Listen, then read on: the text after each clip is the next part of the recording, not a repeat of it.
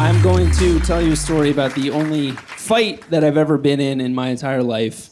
And it's important to keep in mind that prior to this, the closest I had ever come was a pillow fight when I was 8 years old against my best friend. And you'd think I would have won that because he was the nosebleed kid. You guys know these kids, right? They just have blood gushing out of their head with no warning whatsoever. Like, we'd be standing there waiting for the school bus. He'd bend down to tie his shoe. Just stand up looking like he just went on a coke bender. It was so bad, my mom wouldn't even let him in the house, which was weird growing up with an indoor cat and an outdoor friend, but that's the way it had to be. So we're 8 years old, we're jumping on his bed, pillows in hand, we whack each other at the exact same moment, his nose just erupts. But I find out that I am deathly allergic to goose down. So he's got blood all over the comforter. I'm laid out on the bed with my eyes swollen shut, gasping for air. We're both screaming for help. My throat closes up. My dad has to rush me to the emergency room. I've never seen him more embarrassed in his life, by the way. Doctor comes in. He was like, "What happened to him? He was in a fight." "What kind of fight?" "I don't see why that's important."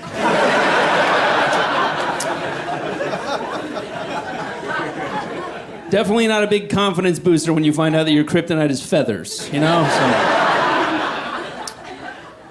So cut to 20 years later, I still have a shameful 0-1 record. I'm in the East Village of Manhattan. It's about 10 o'clock on a Thursday night. I just bought some weed, and I'm headed home to Brooklyn. So I go down the stairs of the 2nd Avenue F train station, and as I swipe my card, I hear a woman screaming. Now, if you live in a small town, that might be a cause for concern, but in a city of 8 million people, some of them are going to be screaming. It's pretty much par for the course. So I casually look over and I see a petite, young blonde girl, early 20s, and holding her from behind is a guy about my build, maybe mid-30s. It's getting a little rough, but I'm like, maybe, is he doing the Heimlich maneuver? But you can't scream while you're choking. And also he has one hand on her breast, the other hand is moving between her legs. His form is terrible. I think maybe this is a couple into some aggressive foreplay. Anything I can do to justify not getting involved, right? But then he grabs her by the blouse, whips her against a wall, hauls off, punches her in the face, clobbers her. She is now sobbing. He's trying to rip her pants off. And I'm like, you know what? I don't think they're together. I think this guy is a rapist. Someone's got to stop this guy. Not going to be me, of course, but somebody. And now he grabs her by the throat, slams her head against the wall, and no one is doing anything. He hits her again. I'm like, shit. I gotta be that guy. So I yell out the most threatening thing I can think of, which unfortunately is, "Hey buddy, that's a lady."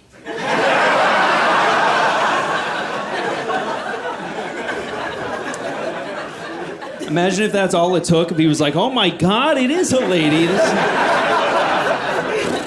That's the last time I leave the house without my glasses."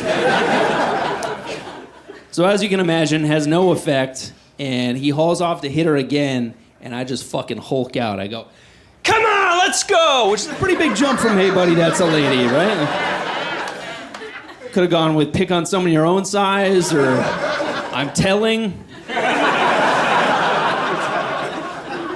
But it gets his attention, and as he turns to look at me, she pries his hand off her throat, bolts through the turnstile, flies up the stairs, runs out of the station. She's gonna be okay. But then I turn back to him, and he is pissed. I don't know if you guys have ever cock-blocked a rapist before.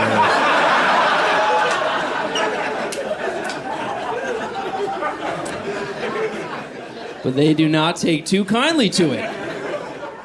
So he's just staring me down with these steely blue eyes, and I gotta tell you, under normal circumstances, beautiful eyes, but right now they're just cold and terrifying. And I'm taking full inventory of his physical appearance. I'm like, all right, 5'10", 160. I want to be able to give a detailed description to the police when I wake from my medically induced coma. So he takes his first step toward me and very calmly goes, "What you gonna do, motherfucker?"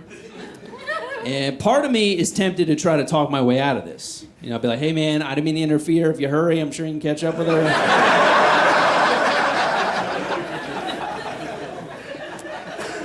I'm tempted, but I don't do that. I'm like, "Come on, all right, come fucking, this is your chance to take this guy out." So I clench my fists and I start yelling, "Back the fuck up, man, back the fuck up."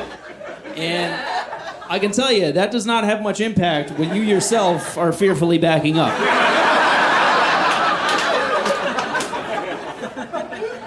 So I hit the opposing wall. He's got me backed into a corner. I got nowhere to go. So I have no choice but to try to take this guy out. So I take a deep breath, and I ready myself, and I step in with a demolishing blow. I'm just going to lay this guy out. And I may have if I wasn't still 8 feet away from him. So there's this horrible moment where I just watch my fist whiz past his face. I'm like, no! He steps in, clobbers me, my knees buckle, but I don't go down. I'm like, all right, fisticuffs is not my strong suit. I'm gonna come back, kick this guy in the balls, like I just completed a woman's self-defense class. So I step in, I swing, he scoots back at the last second. I miss his balls, but I get him in the stomach. And here's what I know about my fighting style so far. Way too polite, can't land a punch. And when I kick someone, I make this sound. I go,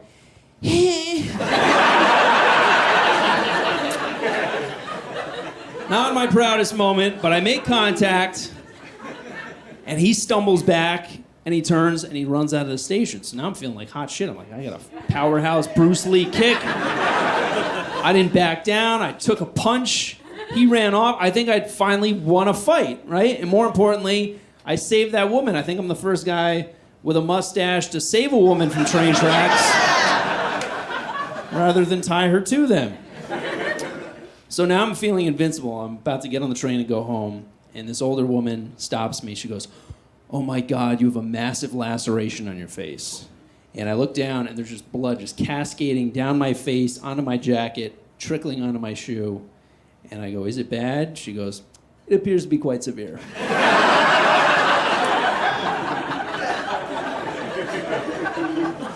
And my adrenaline's pumping, so I don't feel any pain. I just feel warmth, and I kind of like replay everything in my head. And I think, well, that guy was kind of holding his hand in a funny way.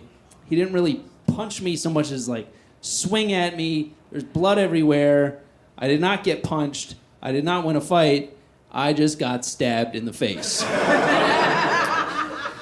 Now, I don't know about you guys, but when I get stabbed by a stranger with a foreign object, first thing that comes to mind, oh my God, now I have AIDS. I know that's not how it works. You gotta share a glass of water, but right now,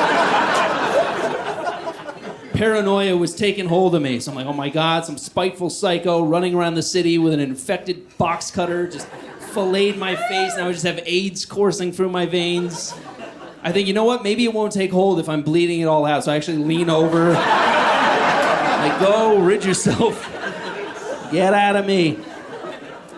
And the same woman, she goes, "What are you doing?" She reaches into her purse, grabs a wad of napkins, slaps them on my face, because, you know, every woman over 30 has a surplus of purse napkins. And she leads me up to the street, calls 911, dozen cops on the scene within minutes. They all want to see the cut. So one after another, I remove the napkins. Each time another pint of blood spurts out. And they all have the same reaction. They just go, "Ooh, put it back, put it back, put it back." So another cop rolls up, and he goes, "Hey, do you mind if I see it?" His partner goes, "You see his mouth? Just picture another one right next to it." So all these cops are swarming around, and I remember I got that quarter ounce of weed in my backpack. Now, this is New York. This is not the weedtopia you burnouts are used to.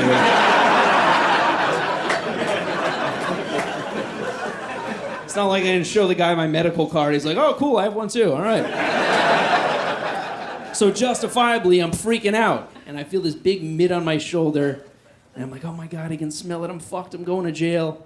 He spins me around, and this detective goes, "Hey, how's it feel to be a goddamn hero?" He reaches into his back pocket, hands me his business card. He goes, "You ever need anything? You ever in a jam? You call me. I got your back." I was like, I may take you up on that a little sooner than you think, sir.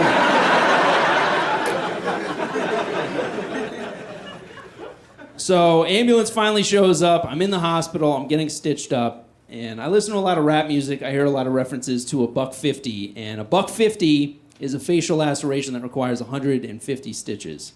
And I don't know if you can see the scar right here. Right there, you see it? You see it? A mere 23 stitches. Which has to make you wonder, what kind of fucking facial laceration requires 150... I think that's decapitation. No need to be alarmed, sir. We'll simply sew your head back on. You'll be good to go.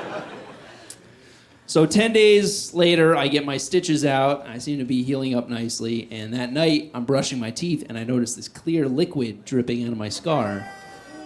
And I'm like, it's just residual wound goop, no big deal. And it keeps up for a few days. I go back to the doctor, and it turns out when this guy cut me, he hit my salivary gland. So I'm now drooling out of the side of my face. Not a little dribble, buckets of drool every time I see food. Like, you put a plate of wings in front of me, I'm just a slobbering St. Bernard. Which is ironic, because I'm a dog walker at the time, so I'm just roaming the streets of New York with a pack of dogs in tow. They're looking at me like, oh, he's one of us now. It was so bad I could push on the gland and shoot it across the room. Which, too bad I didn't have that at the time of the attack, right? I'd be like, back the fuck up, man! Make me do it! So now I'm just feeling terrible. This is just a misery. I just run off and join the Coney Island Freak Show. I'll be the boy with the super soaker face. So 2 weeks goes by, and it finally stops. Drooling stops. I go back to the doctor. He's like, all right, I think you're finally out of the woods. All you got's that nifty-looking scar. Halloween's around the corner. Let me guess, you're going to go as the Joker. I was like, well, the Joker has a scar on both sides of his face, so unless I go out and stop a left-handed rapist... I don't know, man. But it all has a happy ending. I am fine, obviously. Turns out he did not give me AIDS. Had it all along.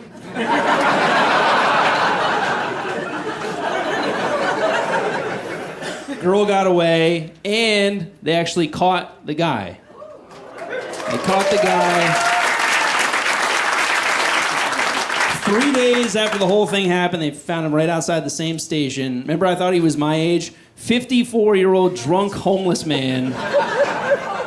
So 20 years older than he looks, beautiful baby blues. I got my ass kicked by the world's sexiest wino. So he's currently in prison. He got sentenced to 15 years of having a home. And people ask me if I'm worried about him coming after me when he gets out. And it's like, well, he's going to be 70 years old. So unless he watches this in prison and comes after me with a pillow, pretty sure that's a fight I can win. So wish me luck. Thank you guys so much.